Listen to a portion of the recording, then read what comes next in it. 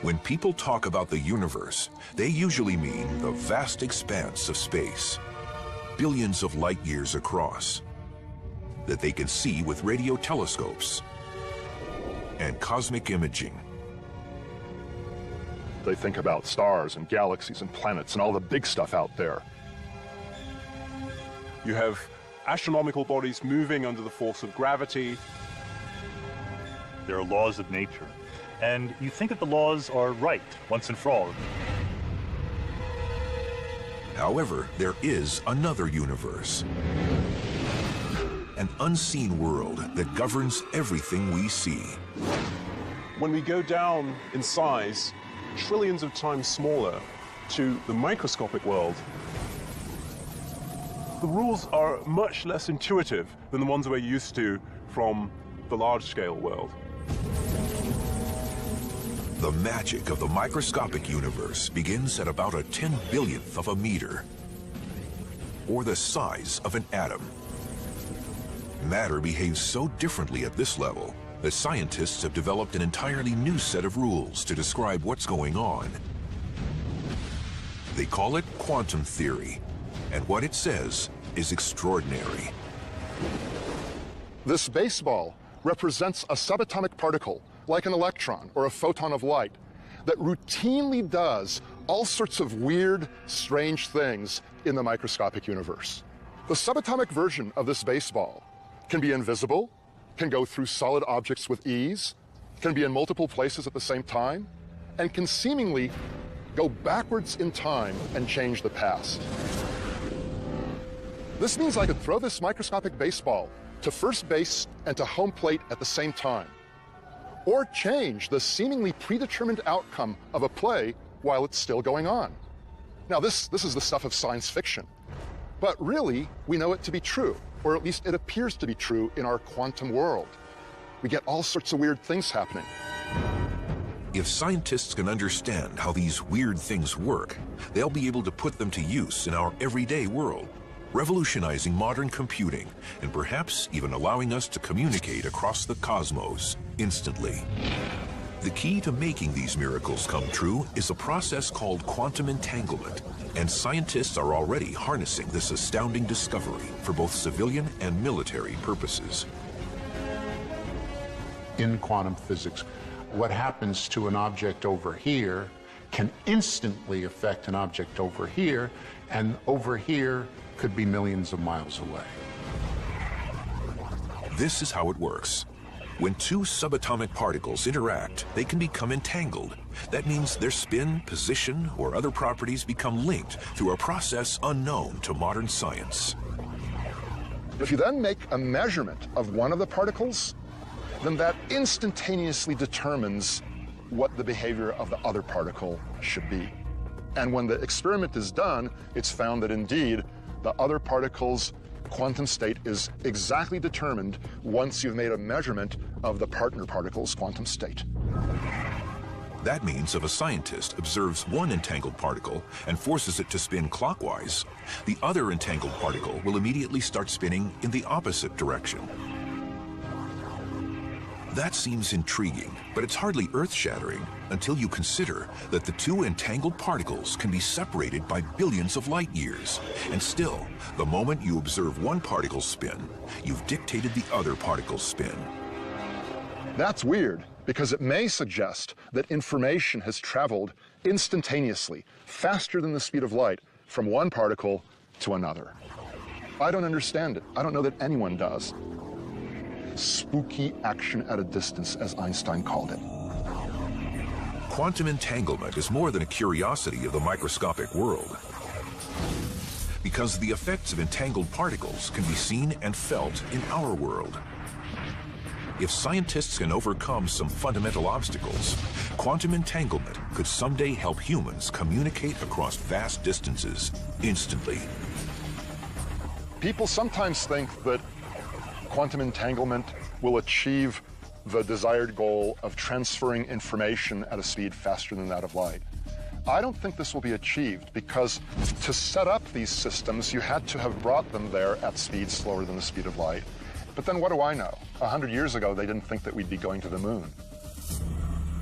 quantum entanglement is far more likely to transform modern computing. Scientists hope to use the magic of the microscopic universe to build powerful new computers. We're going to see what this baby can do. At the Massachusetts Institute of Technology, Professor Seth Lloyd has helped create a prototype of a quantum computer which uses quantum bits rather than traditional computer bits to perform its calculations. This lab has the world's best superconducting quantum bit, or qubit, in it. And when we do quantum computations with qubits, we can have the quantum computer do multiple tasks simultaneously. It can do this, it can do that at the same time. It can add 2 plus 2, it can add 1 plus 3, and it can add those two things simultaneously. The fact that a single qubit can perform many calculations at the same time gives the quantum computer the potential to be far more powerful than any computer ever imagined. Like traditional computers in the 1950s, quantum computers are in their infancy today. The machines take up large rooms and can do only the most basic calculations. But they hold great promise for the future. Quantum physics is notoriously weird, strange, and counterintuitive. And so quantum computers use this weirdness to compute in ways that classical computers can't. The major stumbling block is figuring out how to effectively code classical information. The ones and zeros that computers use in a way the microscopic universe can process it using entangled particles. But when scientists figure that out, quantum computers could transform the planet.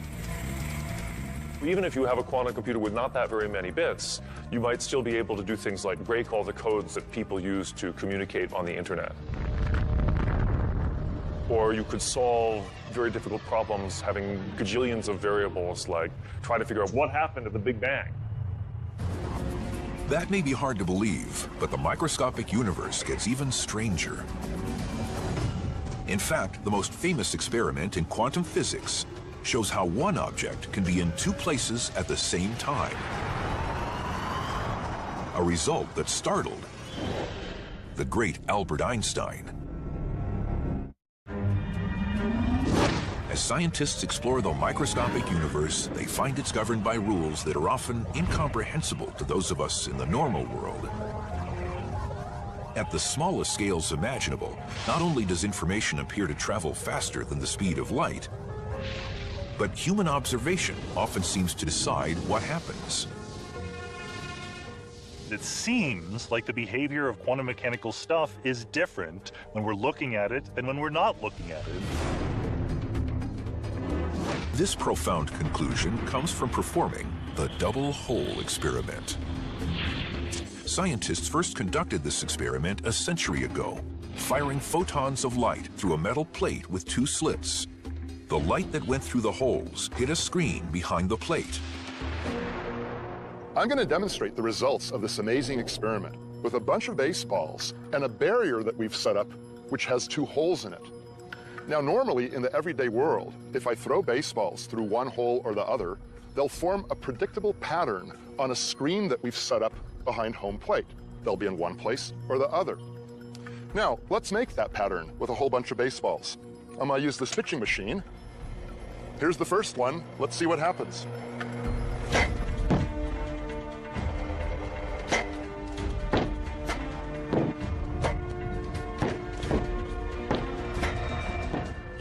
Now you see, the balls landed on the screen in two bunches, pretty much along a direct line from each of the two holes.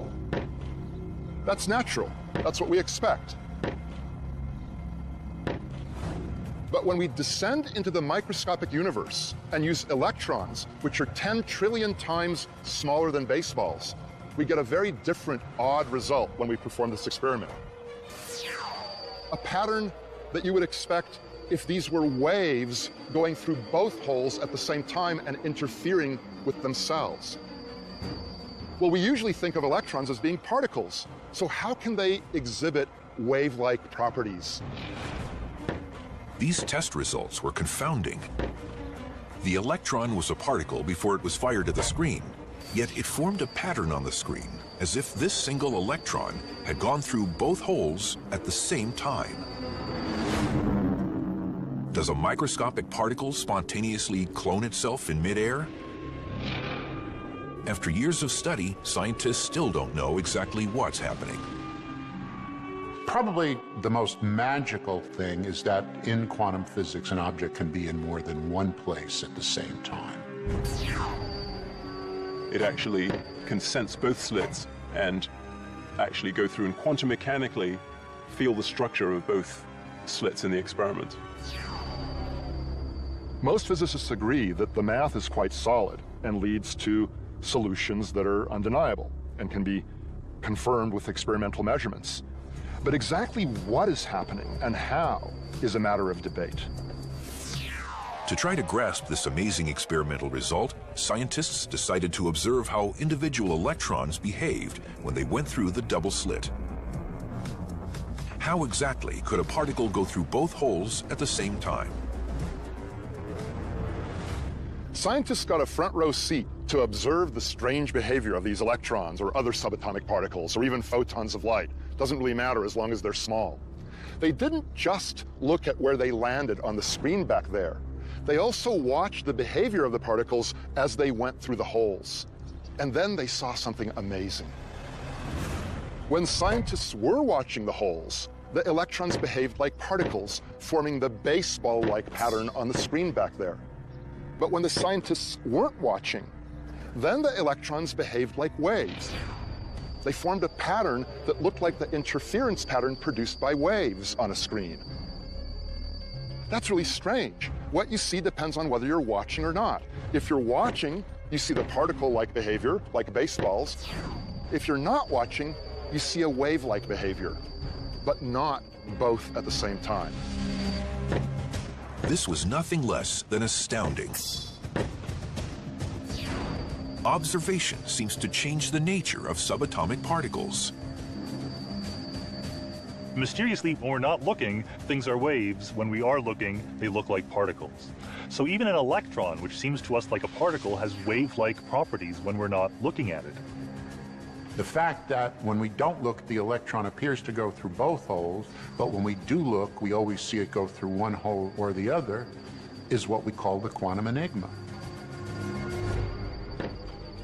How could our decision about whether to observe something change how that something acts? There is a technical explanation. To make an observation, you somehow have to interact with the system. For example, you have to shine light on it, which then bounces off and you observe the light. That's how we can tell that a baseball is here or there. We bounce light off of it. Well, for macroscopic particles, that doesn't disturb them very much. But for microscopic particles, the act of bouncing the light off of the particle changes where it is and how it's moving. So in the microscopic universe, where photons of light are about the same size as subatomic particles, these photons have a big impact when they illuminate the particles so we can see them. But this doesn't answer the question. Why doesn't the light simply change the direction of the subatomic particles? Why does observation actually change the nature of what is being observed? The short answer is we don't know. This is the fundamental mystery of quantum mechanics, the reason why quantum mechanics is difficult. Mysteriously, when we look at things, we see particles. But when we're not looking, things are waves. This is something we scientists have argued passionately about now for almost 100 years, and there's still no consensus. When they were first released a century ago, these test results were enough to unsettle the brightest mind in science. Einstein said, "I don't believe in quantum physics because I believe the moon is there even when I'm not looking at it." Einstein was, of course, referring to the implications of the theory that the moon really isn't anywhere until it's observed.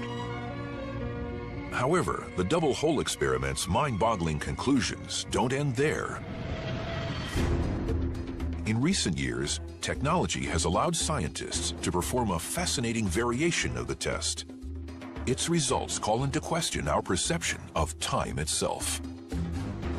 This is like a high-tech version of the double hole experiment. Electrons are being fired toward a barrier with two holes in it. But the scientists can delay their decision about whether to observe the electrons until after they've passed through the holes, but before they hit the screen. It's as though I'm on a baseball field, and there's a baseball being pitched toward the barrier with the holes in it. But my eyes are closed, so it goes through, and it behaves like a wave, but then at the last second before it hits the screen, I open my eyes and decide to observe it. At that moment, the electrons, in essence, become particles, and seemingly always were particles from the time they left the electron gun. So it's as though they went back in time to before they went through the holes and decided to go through one or the other, not through both as they would have had they been behaving like waves. That's really crazy. That's the enigma. That our choice of what experiment to do determines the prior state of the electron. Somehow or other, we've had an influence on it which appears to travel backwards in time. Scientists are only beginning to grasp what these microscopic mysteries mean for time travel and changing the past in our everyday world. But one thing is clear. The rules that govern this subatomic world hint at a universe that's just as mysterious as science fiction.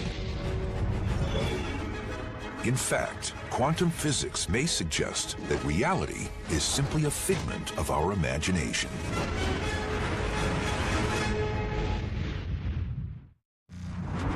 After discovering mysteries in the microscopic universe, scientists wanted to quickly unravel, study, and solve them.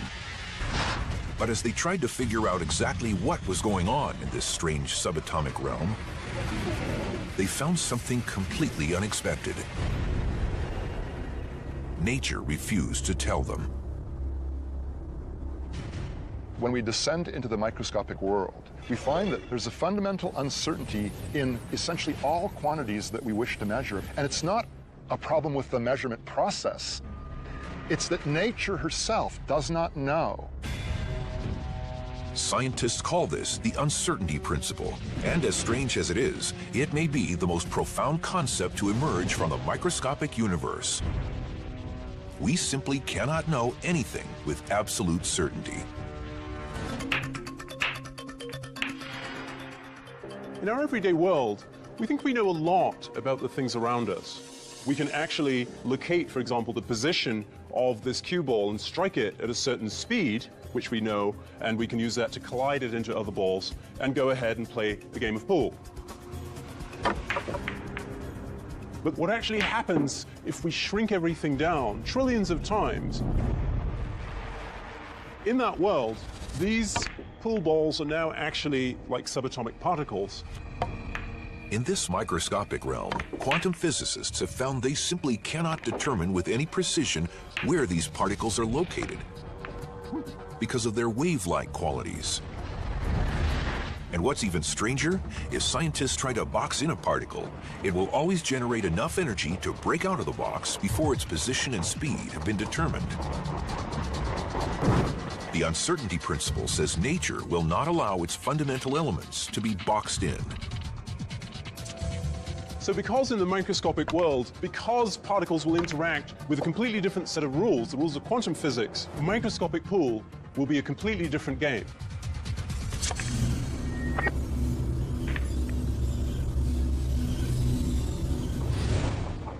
The uncertainty of the microscopic universe extends far beyond the location of particles. It applies to everything, including a particle's energy, and this gives rise to a stunning phenomenon called quantum tunneling. In classical physics, if you throw a ball at a wall and you don't throw it hard enough, it won't go through the wall, it'll bounce back. But if it's an electron and you don't throw it hard enough to go through the wall, it might go through anyway. We call that quantum tunneling. How can this be possible? It may sound bizarre, but one way to explain quantum tunneling is that the uncertainty of the microscopic universe allows a particle to borrow energy from the future to breach the barrier and then pay it back after it gets to the other side. The electron actually already is on the other side of the wall, and therefore it can go through it and appear on the other side of the wall.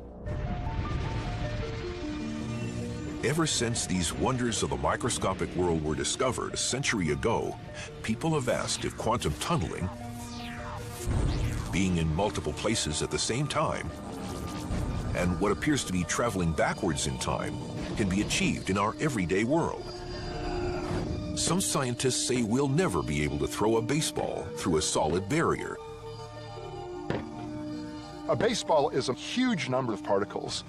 You would need all of them to collectively suddenly appear in another place for the baseball as a whole to appear in another place. And that's just extraordinarily unlikely. A single electron or a single proton can do this. But the bigger your particle, or the bigger the collection of particles, the more difficult that process of tunneling is. However, a growing number of physicists are developing a more outrageous theory for what's going on. We know that these tiny particles can be in two places at the same time. But hey, I'm made of these kinds of particles. So if they can be in two places at once, so can I. Scientists call this the many worlds interpretation of quantum physics. They say just like the electron in the double hole experiment, human beings are all in multiple places at the same time. They say anytime anyone makes a decision, we don't actually choose one option over another. Instead, we do them both, in slightly different versions of reality. What happens when you use your mind and your will to decide things is you end up actually making many choices at once, and all of them become realized in different parallel universes. The many worlds hypothesis of quantum physics says that when I throw a curveball, I do so only in this universe. In another universe, I might be throwing a fastball. And in still another one, I throw a knuckleball for the first time in my life. And in yet another universe, I heave this ball to the outfield.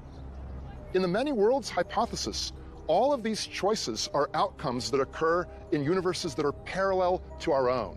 Just not in ours, but in parallel universes. That's what the many worlds hypothesis tells us. This may sound far-fetched, but an impressive array of theoretical physicists believe it's the way the microscopic world works. If it's true, the implications of this startling theory go far beyond the baseball diamond. In essence, it suggests there are universes parallel to our own in which the Nazis won World War II, and in another, the American government foiled the 9/11 hijackers, so the World Trade Center still stands in Manhattan. If you take quantum mechanics absolutely at face value, it says that every time you observe something quantum mechanical, you become two different copies of yourself. There's the copy that got one answer, and a copy that got another answer. It just implies there's a huge number of other copies of you that saw slightly different things happen in the universe. These days, it's completely accepted that the microworld is weird. Many people had hoped that this weirdness could be confined to the microworld, so that big things like us would be immune to it and always be in a single place. But it's become clear now that that hope was naive. The weirdness can't be confined. The fascinating debate about the many worlds interpretation of quantum physics will rage until physicists finally solve the mysteries of the microscopic universe. However, some astronomers are concluding that we will never be able to fully explain any of these mysteries because, according to their calculations, the vast majority of matter holding the universe together exists in a higher dimension that we can never explore.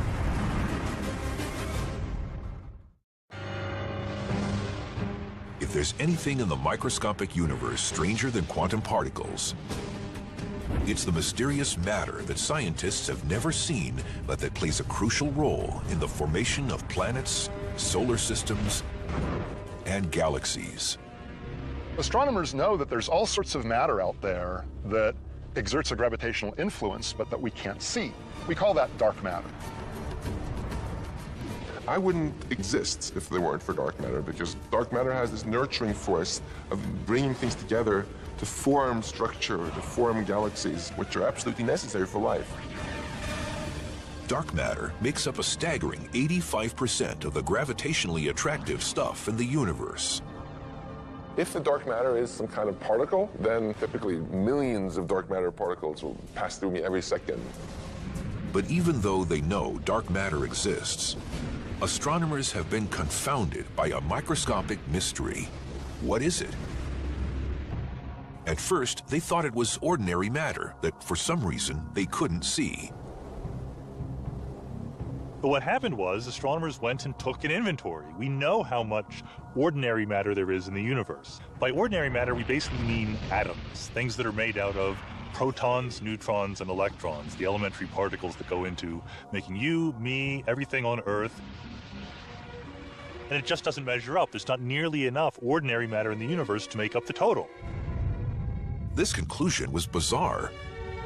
How could most of the matter in the microscopic universe not be made of protons, neutrons, and electrons?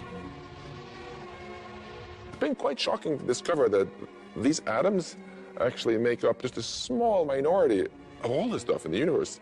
There's 6 times more of an altogether different substance, which is invisible to us. It's interesting to think that science has brought us to the point where we realize not only are we not the center of the universe, we're not even made of the same stuff as the universe is made of for the most part. Most of the stuff in the universe is this dark matter, and it's some small particle beyond the reach of our direct detection.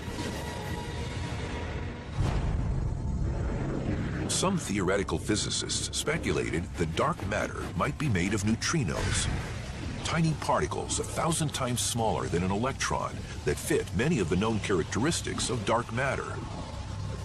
We know neutrinos exist, and they have mass, they contribute weight, so maybe we're done. But now it's turned out that they're not neutrinos. Most of the dark matter is probably not normal neutrinos because they travel very, very quickly. And they wipe out the formation of what's called large-scale structure, the clumping of material, on the scale of galaxies early in the universe's history. So it would be much harder to produce galaxies if the universe is filled with lots and lots of neutrinos zooming around. So the dark matter is not ordinary matter, it's not neutrinos, it's some wholly new kind of particle that we haven't detected yet. It has to be some sort of weird subatomic particle left over from the Big Bang when the universe was very hot and dense. A whole zoo of particles was created. Most of them annihilated or decayed into other particles, but some were left over, and they are what are thought to be the dark matter. But what could this exotic microscopic particle be? Since it's nothing known to science, astronomers proposed an entirely new particle that embodied all of dark matter's characteristics, and then began searching the universe for it. They call it a WIMP, a weakly interacting massive particle. One of the problems with the WIMP hypothesis is that we've never actually detected a WIMP in a laboratory. In fact, there's several experiments going on right this minute to look for WIMPs in underground laboratories, and you'd also like to make them in particle accelerators like the Large Hadron Collider in Geneva. So there's a multi-pronged attack to detect WIMPs directly if they're the right answer.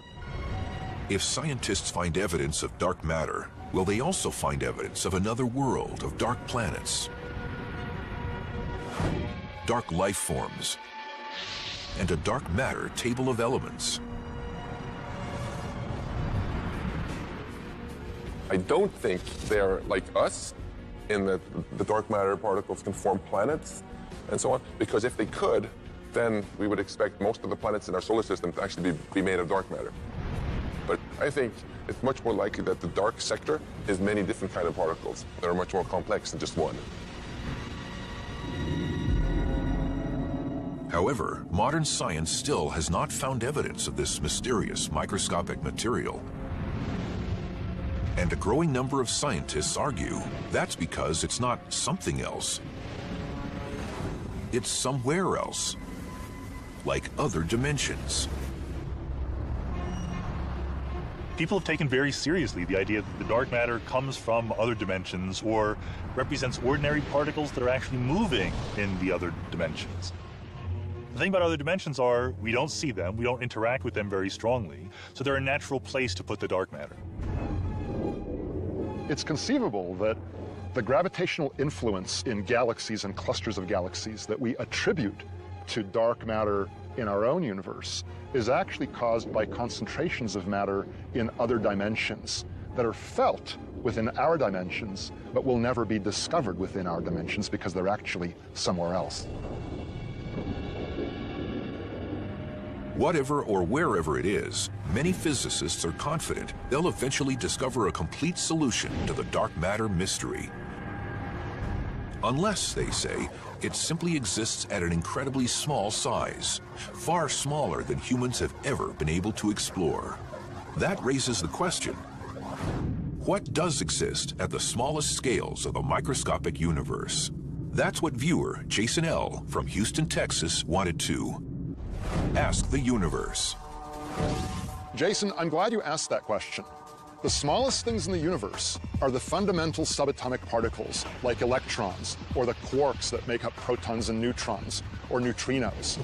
Now, all these particles are thought to be different vibrational modes of a little tiny entity called a string, a little tiny package of energy. And that, then, is the smallest thing from which everything else is made.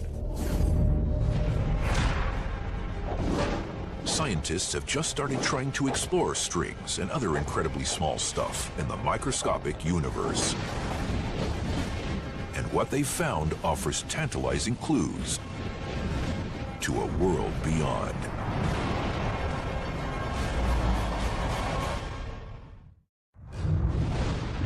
As they delve into smaller and smaller spaces in the microscopic universe, scientists have successfully looked inside atoms. But what exists if we continue our fantastic voyage still deeper into this subatomic netherworld? Even scales that are smaller than the electron are really a vast unexplored territory, more so than solar systems or galaxies or even the universe. Because we can make observations of planets and stars and galaxies in the universe, but it's hard to conduct experiments that allow us to directly explore tiny scales in time and space. Essentially, what you need to examine the microscopic world is a sharper and sharper tool, something that actually allows you to distinguish the details down at that very small level. But as scientists try to probe spaces smaller than the atom, they cannot possibly focus enough light to illuminate them. They need something more powerful. To look more finely, you need more energy. We can go to incredibly small details using high-energy devices of various kinds. Now, the state of the art are actually particle accelerators. We use elementary particles to actually probe the structure of other elementary particles by colliding them together, letting them interact with each other, and then seeing what comes out at various energy scales. So we can continue this process of examining smaller and smaller distances in space and time by actually going to higher and higher energy with collider experiments. However, the world's largest particle accelerators have not yet generated enough energy to probe things much smaller than the elementary particles inside atoms. Even so, scientists believe something exists at even smaller scales. At a size so tiny, the human mind cannot possibly comprehend it. Physicists are now trying to understand what's called the Planck length, 10 to the minus 33 power centimeters. That's 20 factors of 10, 20 orders of magnitude smaller than an electron. Now, an electron is yay big, and I exaggerate a lot. So the Planck length is just almost unimaginably smaller than any objects we can actually measure. Nevertheless, physicists are trying to deal with these scales, and that's what string theory is all about. String theory says that everything that we think of as a particle is actually a tiny vibrating loop of string. To get an idea of how tiny it is, I have here an eyedropper. We're going to put out 1 drop of water.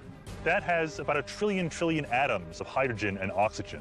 Now, imagine taking 1 hydrogen atom and blowing it up by 10 billion times, it becomes about half a meter across. And you might say, can we now see the individual strings inside that hydrogen atom?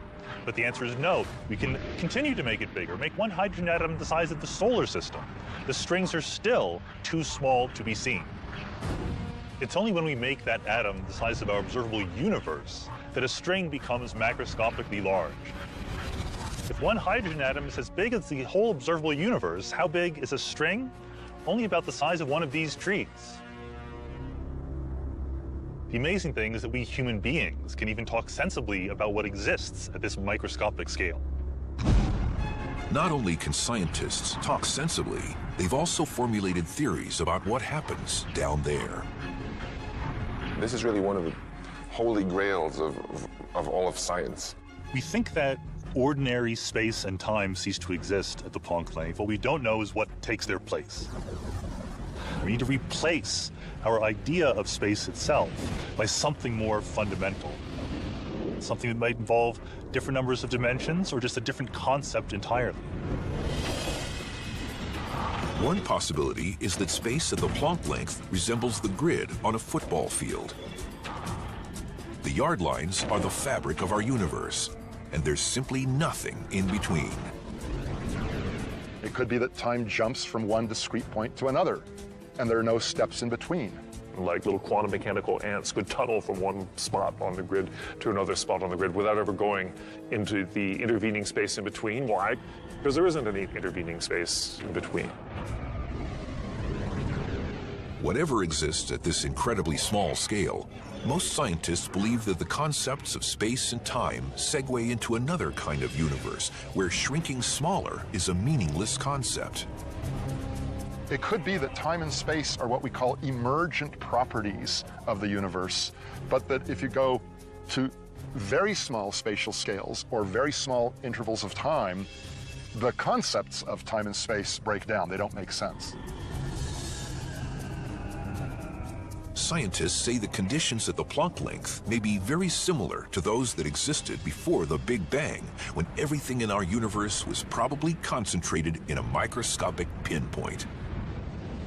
Maybe the same answers to the question about what happens to the universe at the very smallest scales may also be connected to knowing what was the universe like before the Big Bang. Did it just come into being at the Big Bang, or was there something different which then turned into the universe that we're familiar with at the Big Bang? These are all questions we don't know the answer to, but are all connected to the issue of what's going on at the Planck scale. You might think that these tiny Planck scale things have nothing to do with us, who are much bigger, but actually it has everything to do with us. It's our origins. Our entire universe, if we extrapolate backwards, would have been smaller than the Planck length. Whatever exists at the smallest scales of the subatomic world, and however these things behave, scientists say they must make sense of it all before they can possibly comprehend the cosmos above, human behavior, and what might have existed before the Big Bang. It's a mind-boggling amount of information tucked inside an unimaginably small space of our microscopic universe.